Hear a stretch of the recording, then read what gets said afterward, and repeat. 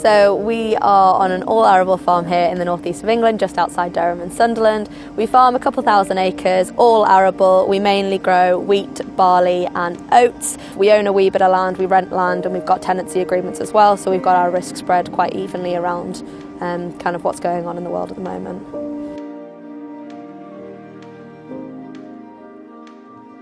I am the sixth generation to farm here, so we've been around a while. I work here very closely with my dad, and my dad with his granddad and so on, and each generation kind of adds their piece to the farm.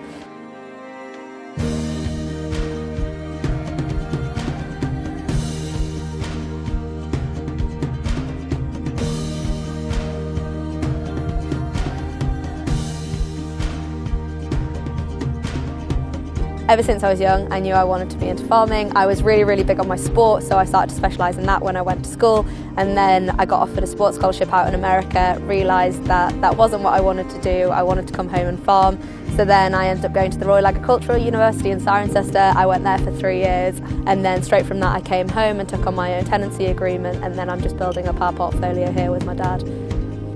So I do a lot of educational stuff through social media with my Instagram account, and off the back of that I decided to set up a business called the Country Girls UK. The Country Girls UK is a group of like-minded women that travel around the UK doing different field sports and country sports, and we also do a lot of educational content online, just helping to connect everyday people to the countryside and why things are done the way that they are done. We've actually been working with our local case dealers, Paxton's, since 1937. We've purchased 35 case tractors, 11 axial flows, and this will be our 9th Magnum we've purchased with them. We actually ended up buying one of the first axial flows in, I think it was 1980, 14-foot cutter bar. One of our top lads, Gary, he has driven 9 axial flows on the farm, which is pretty cool, and that's all us kind of updating our kit. I'm currently operating the 6140 and we've just bought a new 7140, and the difference between the two, still again, case of just absolutely exceeded my expectations. So little things like taking the spinners off the back and having it on an automated switch, so much easier for us as operators because you're not getting covered in chaff and you're not itchy for the rest of the day. It's a simple button job.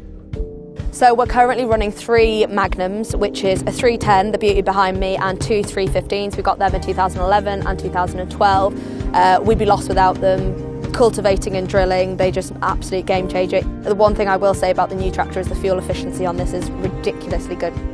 We're also operating 3 Pumas, a 140, a 160 and a 165. They're both CVX gearboxes. I much prefer the CVX gearbox on the road and in the field operations. It's so much smoother, so much easier to operate, and fuel efficiency again is second to none.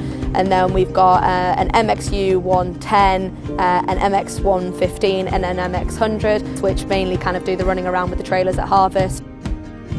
The new AFS system behind me, that is a serious step up. Even just the ergonomic use for our driver, our main man Gary, who drives this, he will not stop going on about it. He absolutely loves it. The central locking, the new lights that they've got going on, just everything for the user's use.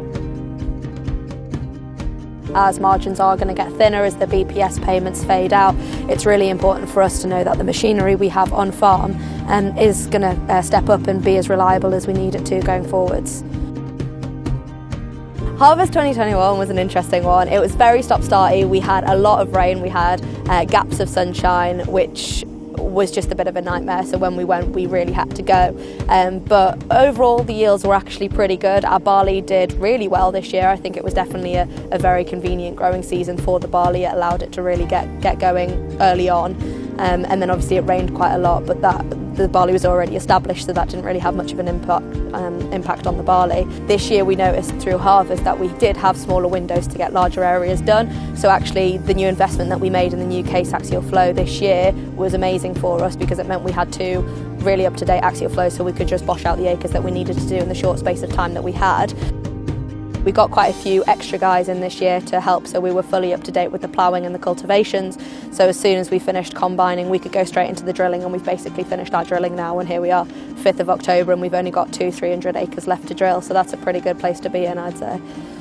We are so dependent on our case machinery, and without it we just simply wouldn't get the job done year on year.